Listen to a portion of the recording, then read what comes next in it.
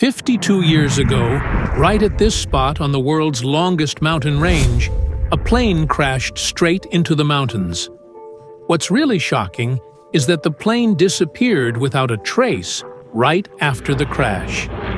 This is the Andes mountain range in South America, stretching 8,900 kilometers, where all you find at 15,000 feet are unbearable cold and silence. After several days with no wreckage or dead bodies found, authorities came to the conclusion that there were likely no survivors, so they announced the end of the search operation to the news media. For the next few days, people kept talking about the plane crash, but gradually everything started to return to normal.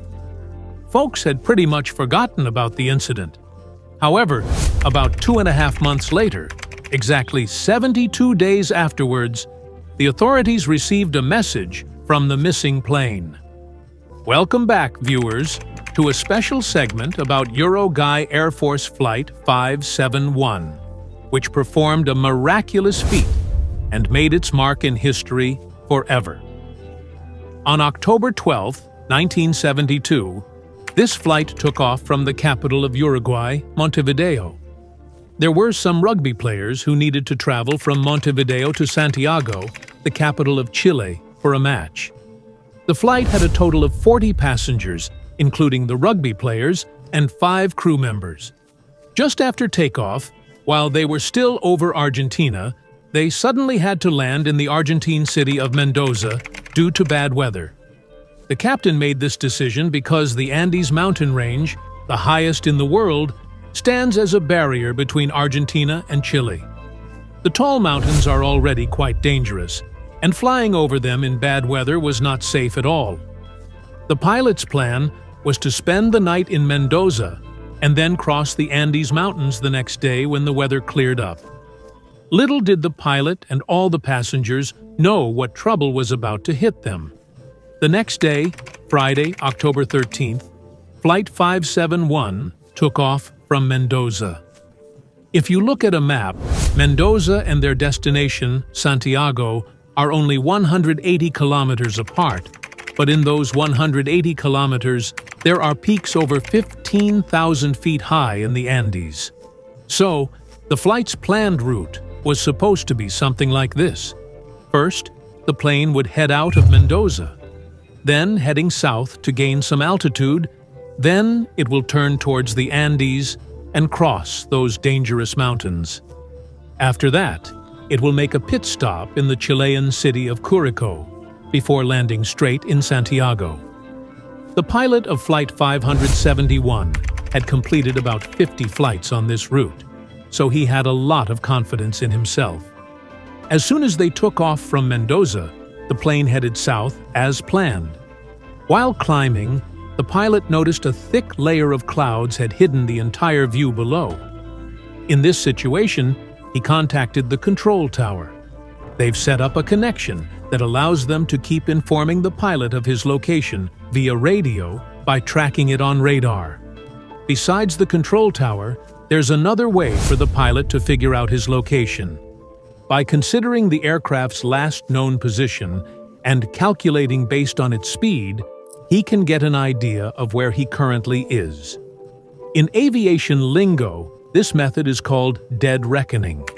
As soon as Flight 571 reached the parallel by the planter, it made a right turn and we're now flying at 18,000 feet over the Andes Mountains with a clear blue sky above and the view below. The plane, piloted by a white cloud, was totally reliant on Santiago's air traffic control tower. As they neared the Planchon Pass, Flight 571 disappeared from the tower's radar. This was pretty normal since the mountain range made radar signals really weak. At that point, the co-pilot calculated their location using dead reckoning and radioed Santiago Control Tower at 3:21, telling them they'd be over the Chilean city of Curicó in a minute, and requested permission to lower their altitude. Normally, planes flew from Planchon Pass to Curicó in 11 minutes, but they covered that distance in just 3 minutes.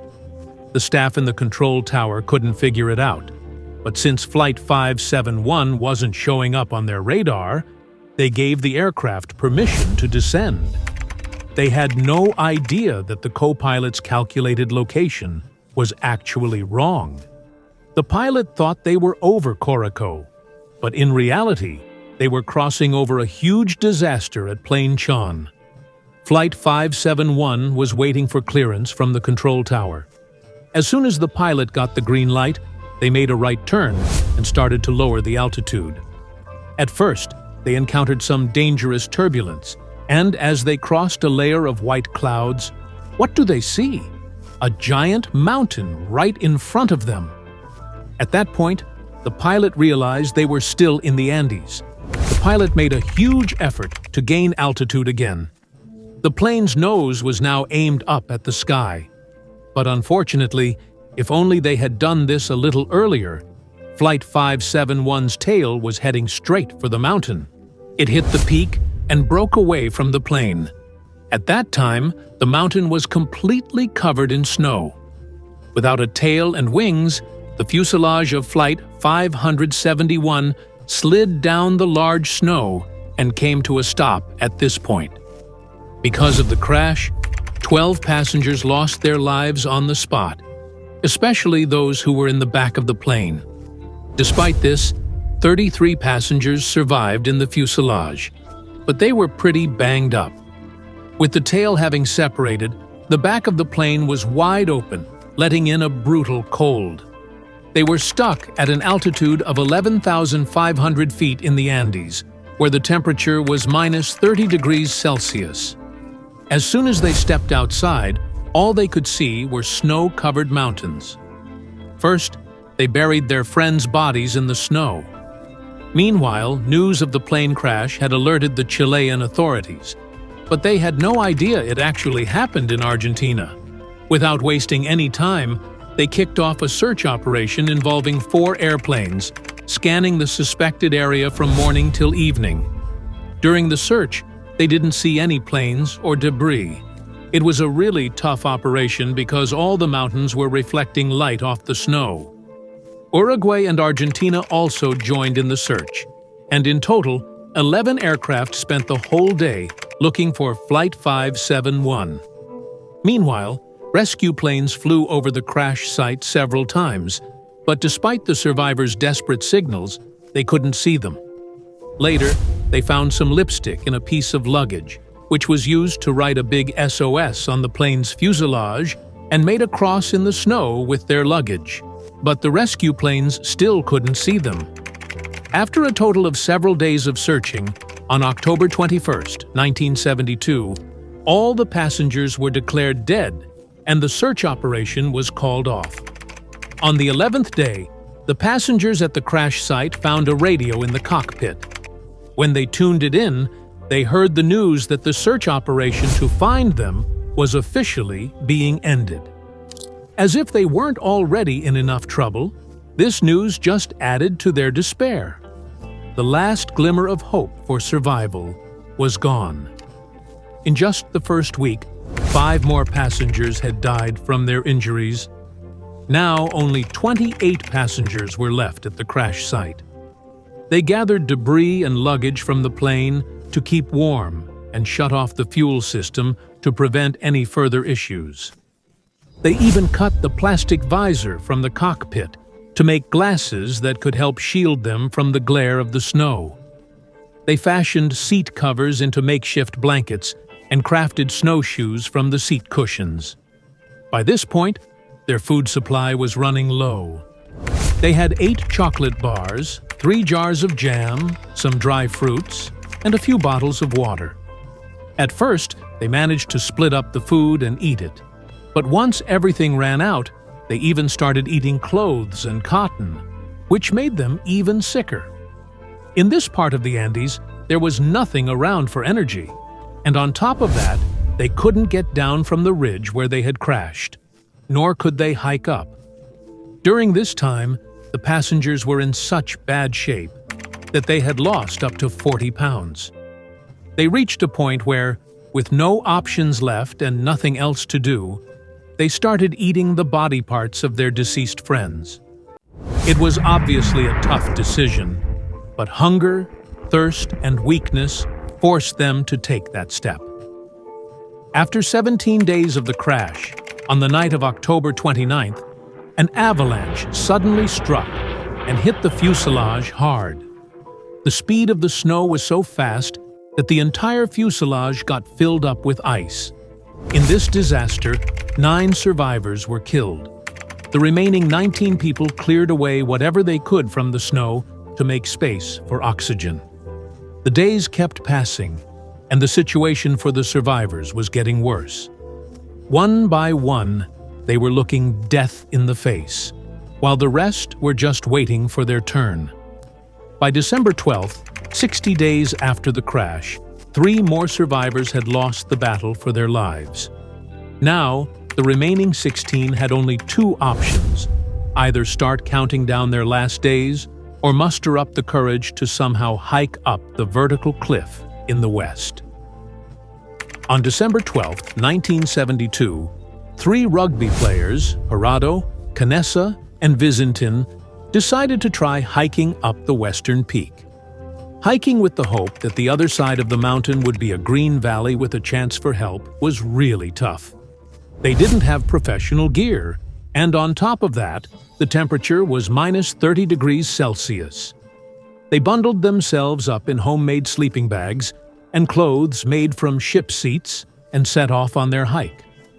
After 3 straight days of hiking, when they finally reached the top of the mountain, they saw that the other side was just as covered in snow, with no greenery or signs of life. Due to a shortage of food, one person went back to the crash site, while the others, Parado and Canessa, started heading downhill on the other side of the mountain in search of help. After tracking for the next 10 days and covering 61 kilometers in rough conditions, they finally reached a valley filled with greenery, animals, and a flowing river. The first thing they did was drink water from the river, and then they noticed a man on horseback across the river. Because of the noise from the water, they couldn't get their message across to him. The local on the horse had an idea, and they wrapped a piece of paper and a pen in a rock and tossed it across the river.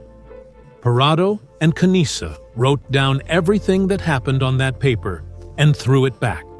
A guy who was chasing a horse ended up delivering the letter to the authorities. At first, they couldn't believe that survivors from the plane crash could still be alive after 2.5 months. But the authorities quickly rescued Parado and Canessa, patched them up, and then interviewed them in detail. On December 27, 1972, which was 72 days after the crash, 3 helicopters were sent out to locate Parado and Canessa. But when the pilot reached the crash site and saw the peak of the mountain, he was amazed at how these 2 rugby players managed to climb it without any gear or experience. In the end, all the survivors in the fuselage were rescued, and their deceased companions were buried there in a large grave. Some stones were placed on top to create a memorial, which has remained there in that condition to this day. This memorial still reminds us that if a person doesn't give up, they can overcome even the toughest challenges. Make sure to like and share this video a lot. Thank you so much for all your lovely comments. See you in the next awesome video.